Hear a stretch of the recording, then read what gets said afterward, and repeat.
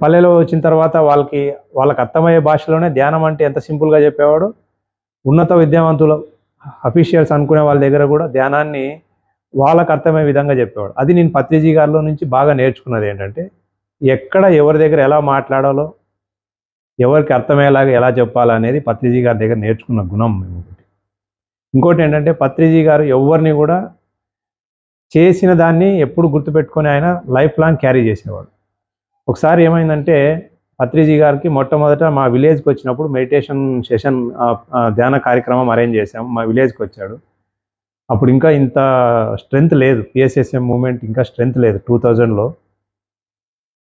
ఆయనకు సింపుల్గా అందరిలాగానే పెట్టాము. ఆయన స్పెషల్గా ఏం అరేంజ్మెంట్స్ చేయలేదు భోజనంకి. మాతో అక్కడ విలేజ్లో వచ్చిన అందరికీ ఎట్లయితే భోజనం పెట్టాము, ఆయన కూడా ఒక ప్లేట్లో పెట్టి ఇచ్చాం. అందరికీ ఏం పెట్టాం, ఆయనకి అదే పెట్టాం. అంత సింపుల్గా ఆయన అందరితో పాటు కలిసి తిన్నాడు, అంతా అయిపోయింది. ఒక 1 year తర్వాత అనుకోకుండా పత్రిజీ గారి ఇంటికి వెళ్ళాం హైదరాబాద్లో ఉన్నప్పుడు. సార్ ఇంటికి వెళ్ళేటప్పటికి నేను బయట ఇంకా గేట్ తీసుకుని లోపలికి వెళ్తూ ఉంటే సార్ బయట ఎదురొచ్చాడనమాట. ఎదురొచ్చి లోపలికి తీసుకెళ్ళాడు. లోపలికి తీసుకెళ్ళి ఇంట్లో కూర్చోబెట్టాడు, టేబుల్ దగ్గర కూర్చోబెట్టాడు. పత్రిజీ సార్ వాళ్ళ అమ్మగారి చేత వడ్డించాడు. సారు కూర్చున్నాడు పక్కన, నన్ను కూర్చోబెట్టాడు. నాకు లోపలగా కొంచెం నర్వస్గా ఫీల్ అవుతున్నా, ఎందుకంటే నేను ఒక వాతావరణం నుంచి ఇంకొక వాతావరణం అడ్జస్ట్ కాలేకపోయాను అక్కడ. సార్ ఇంత విధంగా చూస్తూ ఉంటే నాకెందుకో లోపల ఒక విధమైనట్టు నర్వస్ ఉంది, ఇంకొక విధంగా అనిపించింది అనమాట.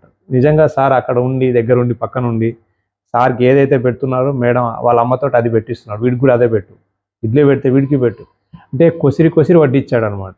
నాకు అది చాలా అద్భుతం అనిపించింది. సార్కి ఆ రోజు మా ఊర్లో మేము ఇట్లా పెట్టాం కదా, దానికి కృతజ్ఞతగా సార్ మర్చిపోకుండా బయటకు వచ్చి రిసీవ్ చేసుకొని ఇంట్లో పెట్టి టేబుల్ మీద కూర్చోబెట్టి నాకు వడ్డించి పెడుతున్నాడు.